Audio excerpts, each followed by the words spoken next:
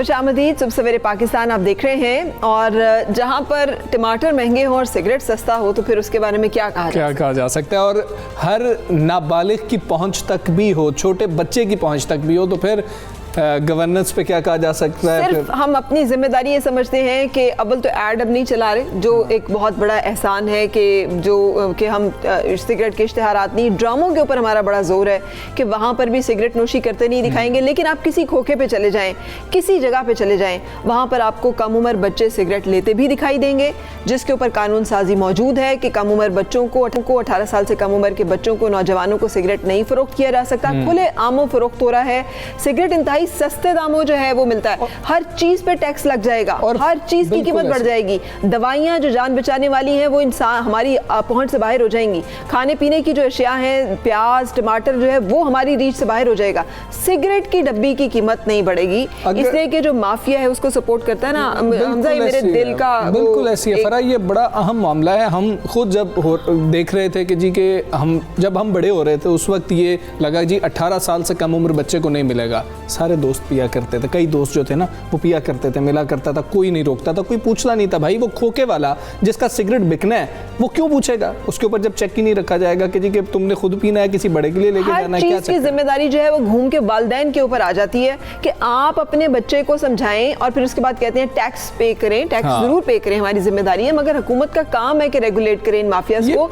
वो लोग जो कि जाके फिर बैठते हैं ऐवानों में और वो इंटरवीन करते हैं कि इस तरह की कानून साजी ना हो सके जिनसे कि उनके बिजनेसेस मुतासर होते हैं, जिसमें खास तौर पे ये सिगरेट नोशी एक ऐसा तबाहकुन, ये एक आदत है, जो एक लत है, जो कि इंसान को यहाँ से शुरू होती है और फिर उसके नतीजे में मुख्तलिफ अमराज। और जो फैक्ट्स एंड फिगर्स इस वक्त हम आपके साथ शेयर कर रहे हैं, एक दिन में 1200 से जायद बच्चे, कम उम्र बच्चे, 5 से 15 साल की उम्र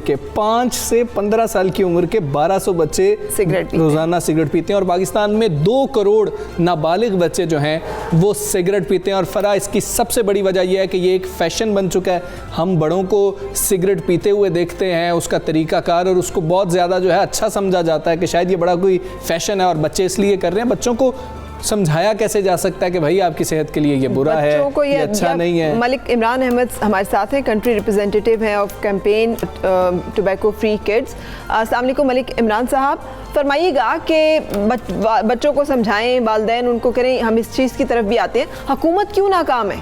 मतलब सिगरेट क्यों नहीं मार्केट से गायब हो जाते, ब्लैक हो जाते, ये क्यों नहीं इतने मुश्किल हो जाते इनकी रसाई, इनको हासिल करना? ये क्यों इतने फ्रीली, रेडिली हर जगह अवेलेबल है इतनी कम कीमत पे?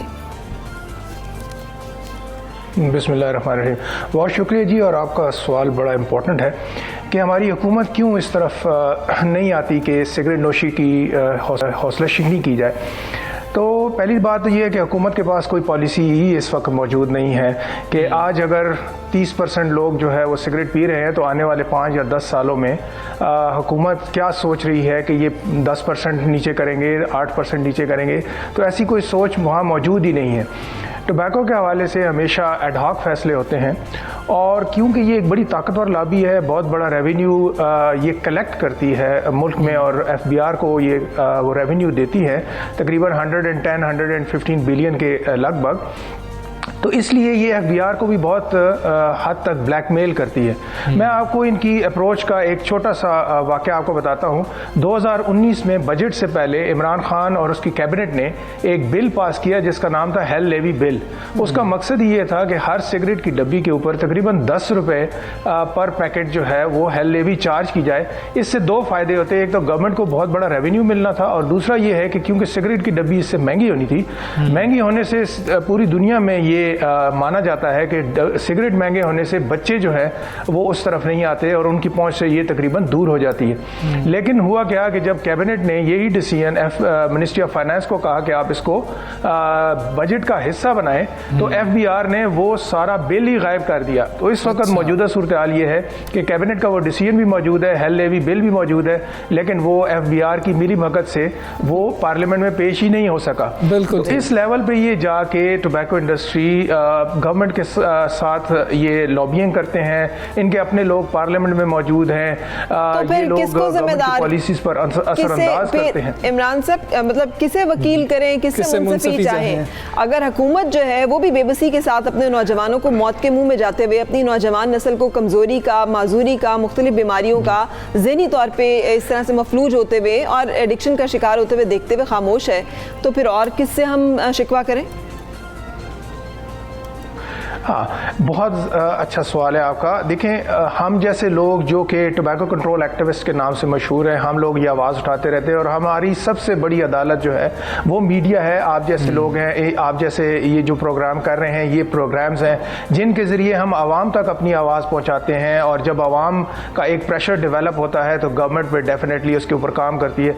मैं आपको ये बता दूँ, FBI पूरे का पूरा इस तरह नहीं है। जो नई टीम आई है वो बहुत अच्छी टीम है, लेकिन इसमें चंद लोग ऐसे हैं जो इस तरह के हरकत और सकरात करते हैं क्योंकि उनके अपने मफादात टोबैको इंडस्ट्री के साथ वाबस्ता होते हैं। मैं ज़्यादा ओपनली इसको नहीं कह सकता इसलिए कि ये फोरम इस तरह का नहीं है, लेकिन हमें मालूम है कि टोबैको इंडस्ट्री जो है वो बहुत ज़्यादा हैविली इन्वेस्ट करती है क्योंकि उनके बहुत बड़े स्टेक्स इन्वॉल्व हैं। लेकिन दूसरी तरफ आप देखें तो गवर्नमेंट ऑफ पाकिस्तान को ये भी देखना चाहिए कि अगर ये 110 अरब का रेवेन्यू आपको देते हैं तो गवर्नमेंट की अपनी रिपोर्ट है PHRC की, उसके तहत सिर्फ और सिर्फ तंबाकू से कौम को 192 अरब रुपए का नुकसान होता है। ये in the form of death है, in the form of disease है, in the form of low morbidity है। मलिक साहब, ये मैं जानना चाहूँगा कि ऐसी वजह क्या होती है कि बच्चे जो है वो सिगरेट नोशी की तरफ लग जाते हैं? क्या ये सिर्फ फैशन है या घर में कोई दबाव भी होता है? अक्सर ये भी सुनने में आता है कि जी कि बड़ी टेंशन जो है वो ख़त्म हो जाती है अगर सिगरेट नोशी की जाए। और दूसरा ये भी बताएं कि ये बच्चों में किस हद तक ख़तरनाक है? बड़ों में तो है ही, बच्चों में क्या ज़्यादा ख़तरनाक है? जी बिल्कुल। देखें, टोबैको इंडस्ट्री, हम कहते हैं कि ये बच्चे क्यों सिगरेट की तरफ राग़िब हो जाते हैं, और जिस तरह आपने सही फरमाया कि 1200 बच्चे तकरीबन रोज़ाना वो सिगरेट नोशी की तरफ राग़िब होते हैं। ये ऑटोमेटिकली नहीं हो जाता। बेसिकली टोबैको इंडस्ट्री, क्योंकि 1,76,000 लोग हर साल तंबाकू की वजह से पाकिस्तान में मर जाते हैं। अब वो लोग जो कि सिगरेट नोश थे वो इनके परमानेंट कस्टमर्स थे, जब वो मर गए तो इनको रिप्लेसमेंट कस्टमर्स चाहिए। वो रिप्लेसमेंट कस्टमर्स ये टोबैको इंडस्ट्री या टोबैको माफिया बच्चों की सूरत में ढूंढते हैं, क्योंकि बच्चे अगर सिगरेट पिएंगे तो वो आने वाले 10, 15, 20, 30 सालों के लिए वो उनके परमानेंट गाहक बन जाएंगे। तो टोबैको इंडस्ट्री, हमने एक रिसर्च की थी जिसका नाम था टाइनी टारगेट, उसके तहत ये साबित हुआ था कि जो टोबैको इंडस्ट्री है वो पूरी दुनिया में और ख़ासकर पाकिस्तान में बहुत तरीके से बच्चों को अट्रैक्ट करती है। आप जब शॉप पे जाते हैं तो वहाँ पे पैकेट इस तरीके से पड़े होते हैं कि बच्चों की नज़र पहले उस पर पड़े। आप इनके जितनी भी एडवर्टाइजमेंट्स कैंपेन जो कि वैसे बैन है, लेकिन ये एक डिसाइसिव, जिसे कहते हैं धोखे की एडवर्टाइजमेंट करते हैं, उसमें ये बाकायदा बच्चों को अलोर करते हैं और उनको इस तरफ राग़िब करते हैं। और जहाँ तक ये सवाल है कि ये एंग्जाइटी को कम करता है, बिल्कुल भी नहीं। डॉक्टरों ने ये बाकायदा तहकीक की है और ये साबित किया है कि तंबाकू जो है वो या सिगरेट नोशी वो बाकायदा एंग्जाइटी को बढ़ाती है, डिप्रेशन को बढ़ाती है, और बच्चों में न सिर्फ इसकी वजह से बहुत बुरे रुझानात हैं बल्कि सेहत भी बहुत बुरी तरह मुतासिर हो रही है। बिल्कुल सही, कैंसर समेत हर एक मर्ज इससे पैदा होता है। लेकिन ये भी फरमाइएगा इमरान साहब, ये तो कानून मौजूद है कि 18 साल से कम उम्र बच्चों को सिगरेट नहीं फरोख्त किया जा सकता। हर जगह पे हम देखें बेचारा कोई गरीब चाय का ठेला लगा के खड़ा हो तो वहाँ इंतजामिया पहुँच जाती है, उसको बर्बाद कर देती है। ऐसे खोखे, ऐसी दुकानें इस कानून की मौजूदगी में अमल दरामद ना होना, ये भी तो हमारे सामने है ना। बहुत बड़ा लम्हा फिक्रिया है, गवर्नमेंट को इस तरफ बहुत ज़्यादा तवज्जो देनी है। एक कानून है जिसको कहते हैं 1958 वेंडर्स एक्ट, उसके तहत हर जो तंबाकू फरोश है उसको लाइसेंस हासिल करना बहुत ज़रूरी है।